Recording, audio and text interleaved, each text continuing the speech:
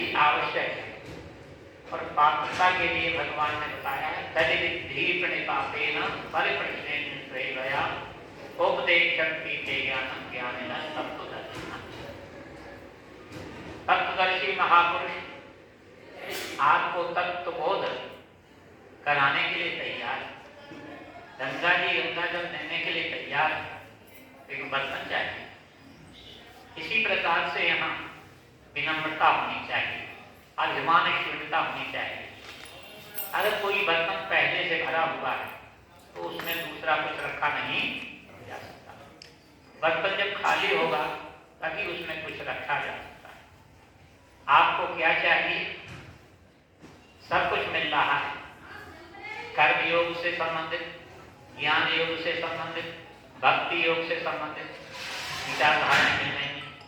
आपको कर्म योग की विचारधारा दी है, भक्ति योग के आप जिज्ञासु, ज्ञान योग के जिज्ञासु, उसके अनुसार आप ले सकते हैं। लेकिन अंतःकरण रूप बर्तन खाली होना चाहिए।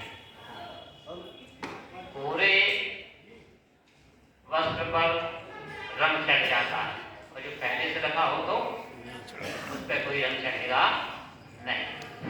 तो अगर ज्ञान का रंग चढ़ाना है, भक्ति का रंग चढ़ाना है, तो उसके लिए क्या होना होगा?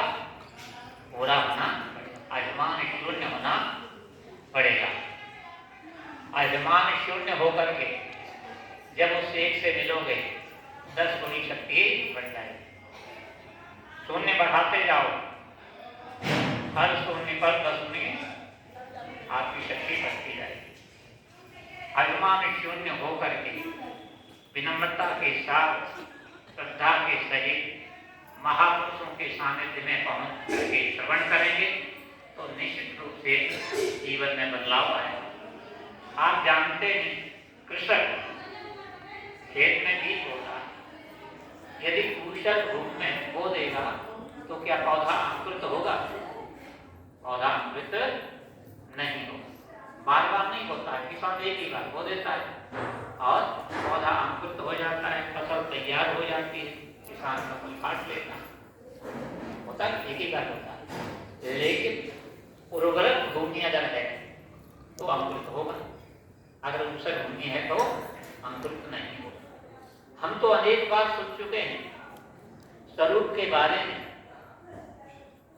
सत्य चित्त आनंद स्वरूप के बारे में अनेक बार सुने हैं, लेकिन अब तक निश्चय नहीं हो पाया, रूप में ही अटके रहे।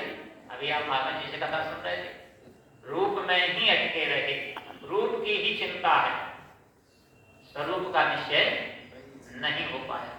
कारण क्या है?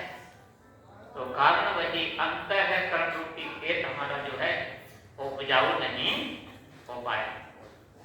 किसान जो है अपने खेत को उपजाऊ बनाने के लिए, उर्वरक बनाने के लिए कितना श्रम करता है, नमी कितनी होनी चाहिए इस बात का भी जान सकता है। ठीक इसी प्रकार से हमें भी देखना होगा कि अब तक जीवन में निर्भयता नहीं आई, निश्चिंतता नहीं आई, तनाव से छुटकारा नहीं मिला।